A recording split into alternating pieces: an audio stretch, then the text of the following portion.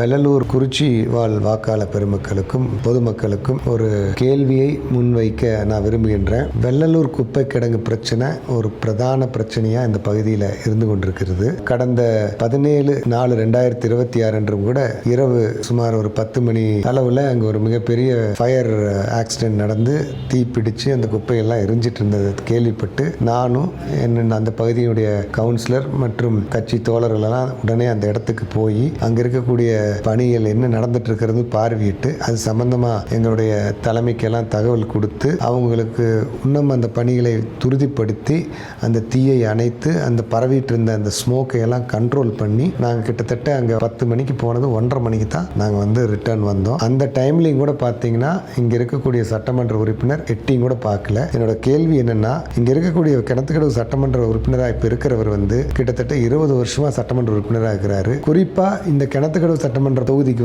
10 வருஷமா எம்எல்ஏவா இருக்காரு, அமைச்சரெல்லாம் கூட இருந்திருக்காரு. வெள்ளலூர் குப்பை கிடங்கு ரிலேட்டடா மக்கள் மன்றம் என்று சொல்லக்கூடிய அந்த மாபெரும் சட்டசபையில என்ன கோரிக்கை வைத்திருக்கிறாரு, எத்தனை தடவை பேசியிருக்காரு இந்த பிரச்சனைக்கு தீர்வுக்கு அப்படிங்கிறதெல்லாம் உங்களுடைய கவனத்திற்கு நான் விட்டு விடுகிறேன். என்னை பொறுத்தளவுக்கு நான் சட்டமன்ற தொகுதியினுடைய உறுப்பினராக உங்களால் தேர்ந்தெடுக்கும் பட்சத்தில் என்னுடைய முதல் கோரிக்கை சட்டமன்றத்தில் இந்த பிரச்சனைக்கு தீர்வு காண்பதற்காகத்தான் இருக்கும் என்பதை நான் உறுதியோடு உங்களிடத்திலே கூறிக்கொள்கிறேன். நன்றி.